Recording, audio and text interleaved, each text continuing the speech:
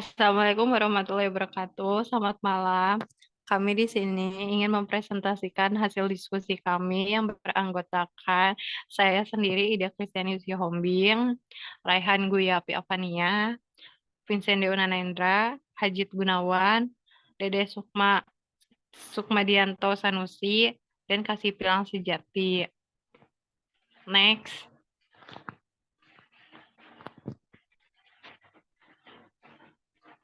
Oke, di sini ada company profile, yaitu di sini nama perusahaannya itu Choco. Choco ini adalah singkatan dari coklat kopi, yang memiliki visi dan misi, yaitu misinya menciptakan sebuah brand untuk anak dalam negeri untuk memajukan UMKM di Indonesia. Untuk misinya sendiri di sini adalah memiliki cabang di banyak kota-kota besar. Sejarah coklat sendiri di sini secara simpelnya adalah coklat terbentuk dari kumpulan orang-orang yang memiliki niatan untuk memenuhi kepuasan pelanggan dalam cita rasa kuliner, fokus dalam bidang minuman. Coko ini bermulai dari gerai kecil. Lokasinya itu ada di Sukabirus. Produk atau layanan yang dihasilkan dari Choco sendiri itu adalah minuman yang memiliki basic coklat dan kopi. Next. Eh, untuk analisis pasarnya, yaitu yang pertama segmentasi pasar Choco, yaitu yang satu usia. Usianya di sini terbagi menjadi dua, yaitu remaja dan dewasa. Remaja di sini adalah remaja yang minum coklat kopi yang lebih berfokus pada varietas dan penampilan yang menarik. Untuk dewasanya di sini adalah minuman coklat kopi dengan variasi rasa yang lebih kompleks, minuman coklat kopi panas. Untuk gaya hidupnya ini ada dua, yaitu penggemar coklat, minuman coklat dengan rasa dan kualitas tinggi untuk pencinta coklat. Dan untuk penggemar kopi, minuman coklat dengan tambahan kopi sebagai alternatif bagi penggemar kopi. Untuk lokasi geografis Coko sendiri memiliki dua wilayah, yaitu di Bandung dan di Cirebon. Nah, untuk keempat yaitu keadaan dan pemakaian. Minuman Coko dingin yaitu adalah produk yang dirancang khusus untuk dinikmati saat minuman dingin. Dan di sini ada minuman Coko panas, produk yang dirancang untuk dinikmati saat minuman panas. Mungkin untuk slide selanjutnya akan dijelaskan oleh teman saya sendiri. Next.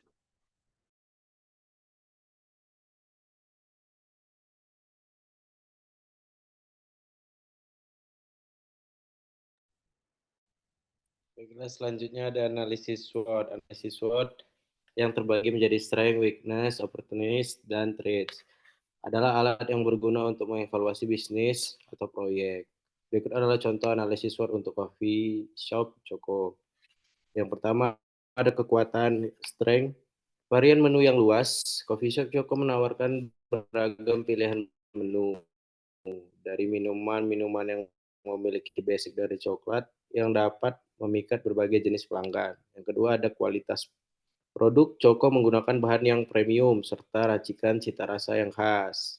Yang ketiga, ada lokasi yang strategis. Coffee shop Choco berlokasi di dekat kampus Telkom University serta terletak di sekitar rumah sewa mahasiswa-mahasiswi Telkom University. Dan yang keempat, ada pelayanan yang cepat. Choco termasuk minuman yang cepat saji dan proses pembuatan Choco biasanya juga efisien. Ini dapat meningkatkan kecepatan layanan. Yang kelima, ada penggunaan bahan baku berkualitas. Penggunaan bahan baku berkualitas tinggi dapat meningkatkan rasa dan cita merek, serta menghasilkan kualitas produk yang memuaskan. Lalu kita masuk ke bagian kelemahan, yaitu weakness. Persaingan yang tinggi, pasar, makanan dan minuman sangat kompetitif, terutama di kota-kota besar. Persaingan ketat dapat membuat sulit untuk mempertahankan harga yang kompetitif. Yang kedua, ada keterbatasan jangkauan menu. Coffee shop mungkin memiliki keterbatasan dalam varian menu, terutama jika tidak ada ruang untuk memperluas pilihan makanan atau minuman. Yang ketiga, tergantung pada kualitas staf. Layanan yang baik dalam bisnis makanan dan minuman sangat tergantung pada kualitas staf, dan kesulitan dalam merekrut atau mempertahankan staf berkualitas dapat menjadi masalah. Lalu selanjutnya ada peluang atau opportunities. Yang pertama ada ekspansi menu. mungkin ada peluang untuk memperluas menu dengan makanan atau minuman yang sesuai dengan citra merek dan permintaan pelanggan. Kedua, distribusi online. Pemasaran melalui media sosial dan situs web dapat membantu meningkatkan kehadiran online dan menghubungkan dengan pelanggan baru. Lalu kita masuk ke ancaman trade. Yang pertama ada persaingan yang ketat. Persaingan dari bisnis makanan dan minuman sejenis dapat menjadi ancaman serius terutama jika mereka memiliki lebih banyak sumber daya. Dan yang kedua ada fluktuasi harga bahan baku. Harga bahan baku seperti kopi atau coklat yang melonjak.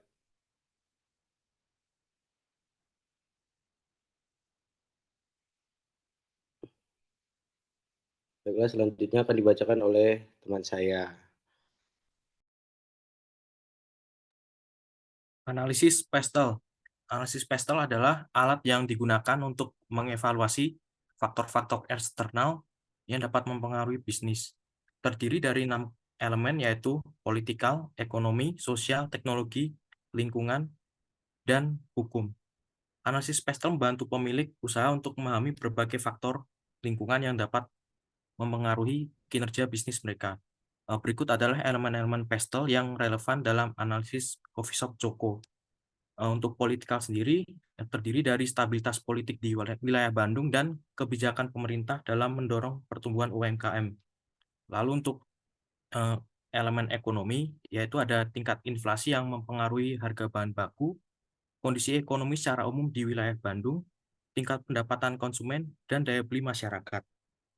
Lalu yang berikutnya, elemen sosial, tren konsumen terkait minuman yang berubah secara dinamis seperti preferensi rasa dan tipe minuman yang populer, lalu meningkatnya tren masyarakat dalam mengonsumsi kopi sehari-hari, lalu gaya hidup masyarakat yang peduli dengan kesehatan diri sehingga mengurangi konsumsi yang mengandung gula. Lalu teknologi sendiri ada perkembangan teknologi dalam pembuatan kopi dan penyajian minuman. Lalu berikutnya ada pemanfaatan teknologi dalam melakukan pemesanan dan pembayaran. Lalu ada pemanfaatan media sosial dalam melakukan kegiatan promosi dan pemasaran. Untuk elemen lingkungan, ada kesadaran untuk menjaga kondisi lingkungan dengan menggunakan kemasan ramah lingkungan dan mengurangi penggunaan plastik. Lalu yang kedua ada perubahan iklim yang mempengaruhi pola konsumsi minuman. Lalu yang terakhir, unsur hukum, itu adanya regulasi yang berkaitan dengan usaha minuman. Lalu adalah hak kekayaan intelektual dan merek dagang dan menjaga ketertiban masyarakat di sekitar lokasi. Lalu selanjutnya di bawah ini adalah rincian untuk investasi awal, dimulai dari modal awal sendiri biayanya 150 juta, lalu sewa tempat 18 juta, bahan baku sendiri karena fluktuatif, range-nya 1,5 juta sampai 2 juta. Next. Lalu untuk harga alat sendiri 50 juta, biaya listrik 600.000, dekorasi 60 juta, biaya pemasaran 2 juta. Lalu untuk penjualan per hari diasumsikan 52 cup per hari dengan harga 15.000 sehingga ditemukan harganya totalnya 780.000. Lalu omset per minggu 5.460.000, gaji karyawan 7.200.000, biaya perawatan setiap 10 bulan sekali 7.500.000, mesin kasir otomatis 500.000. Lalu ada harga minuman per cup, harganya itu sendiri yaitu kisaran 8.000 sampai 18.000. Selanjutnya akan dibacakan oleh teman saya. Analisis pesaing. Identitas pesaing. Yang pertama ada Bhinneka Kopi. Bhinneka Kopi terletak di demografi yang sama dengan artisan Choco. Bhinneka Kopi adalah kopi yang mengambil tema tentang Bhinneka Tunggal Ika yang mengisyaratkan persatuan karena ingin membentuk tempat di mana semua kalangan budaya bisa duduk berkumpul bersama. Ini dilatar belakangi karena sang pemilik adalah pendatang di kota Bandung. Yang kedua, keunggulan pesaing. Bhinneka sudah lebih dulu membuka bisnis minuman di kawasan Sukabirus. Bhinneka menjalin kerjasama dengan gerai makanan di depannya untuk menutupi kekurangan untuk menu makanannya. Yang ketiga, hubungan antar kompetitor. Untuk artisan Choco dan Bhinneka Kopi sama-sama mendukung usaha masing-masing. Kadangkala para barista saling bertukar ilmu perihal minuman dan merekomendasikan memperhatikan satu sama lain untuk dapat dinikmati hasil produknya. Next, analisis penjualan. Pertama, pendapatan penjualan untuk per satu bulannya 15 juta sampai 20 juta. Harga jual dari harga 8.000 sampai 18.000 untuk satu minumannya. Keuntungan bersih 4 juta sampai 7 juta. Presentase peningkatan penjualan cenderung naik. Bagaimana pendapatan online dan offline? Pendapatan offline masih menjadi sumber utama keuntungan terbesar untuk artisan Choco. Sedangkan untuk pendapatan online-nya masih kurang memuaskan. Untuk perbandingan, pendapatan 78% dari offline dan 22% dari online. Selanjutnya, penaikan atau penurunan produksi. Untuk 3 bulan pertama, pendapatan masih terbilang rendah karena ini masih masa pengenalan produk di bulan ke-4-6 memasuki promosi. Di bulan ke-7, peningkatan pendapatan mulai terjadi dan terjaga sampai di bulan ke-10. Bulan ke-11 terjadi pengembangan atau renovasi tempat dan memakan waktu sampai ke bulan 13. Setelah buka kembali, promosi mulai diadakan kembali. Penjualan terus meningkat sampai di bulan 18. Lalu kembali stabil sampai di bulan ke-20. Terakhir musiman. Untuk pendapatan penjualannya pada bulan Januari sampai Juli tergolong biasa saja, bahkan mungkin normal. Namun pada pendapatan penjualan meningkat dengan signifikan terdapat pada bulan Agustus sampai Desember. Selanjutnya akan dijelaskan oleh teman saya. Analisis risiko. Risiko yang terdapat di usaha Choco ini dibagi menjadi dua. Yang pertama internal dan eksternal. Yang internal tuh risiko internal, risiko yang dihasilkan oleh keputusan perusahaan mulai dari peralatan inventaris maupun SDM yang dipilih untuk menjalankan usaha ini. Adapun risiko internal yang dihadapi di Choco adalah sebagai berikut. Yang pertama peralatan, kedua pegawai, dan ketiga lokasi. Risiko eksternal adalah risiko yang dapat dari luar perusahaan yang tidak bisa sepenuhnya dikontrol perusahaan, tetapi dapat diminimalisir dengan perhitungan dan keputusan yang baik. Risiko eksternal dari usaha Choco ini adalah sebagai berikut. Yang pertama bencana alam, kedua kemalingan, ketiga pesaing, yang keempat perizinan, kelima bahan baku atau supplier, yang terakhir libur semester. Selanjutnya analisis biaya. Yang pertama total cost, biaya tetap total. Harga sewa 18 juta. Biaya variabel total itu terdapat dua. Ada bahan baku dengan harga 2 juta. Yang kedua gaji karyawan 7 juta dibagi terdapat 3 karyawan. Manajer area 3.200.000, barista atau head barista 2 juta, barista atau kasir 2 juta. Yang selanjutnya margin cost. Harga jual 8.000 sampai 18.000. Perubahan biaya total. Yang ketiga average cost.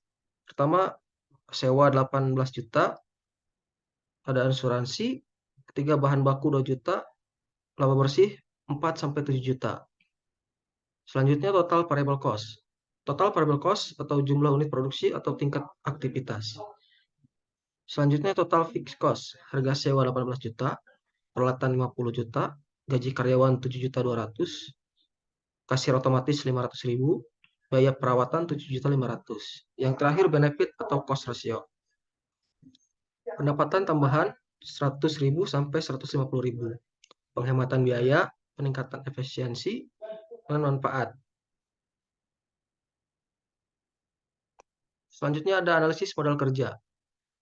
Modal awal 150 juta, harga sewa 18 juta, harga alat 50 juta, harga bahan baku awal 5 juta, pendapatan per bulan 15 sampai 21 juta, harga bahan baku mingguan 800.000, harga bahan baku per bulan 1.200.000, listrik dan wifi 850.000, gaji karyawan 7.200.000, biaya perizinan 1.500.000, biaya perawatan 10 bulan sekali 7.500.000, harga minuman 8.000 sampai 18.000, cup reguler 50 piece dengan harga 23.600, cup lunch 50 piece 26.200. Sekian presentasi dari kelompok kami.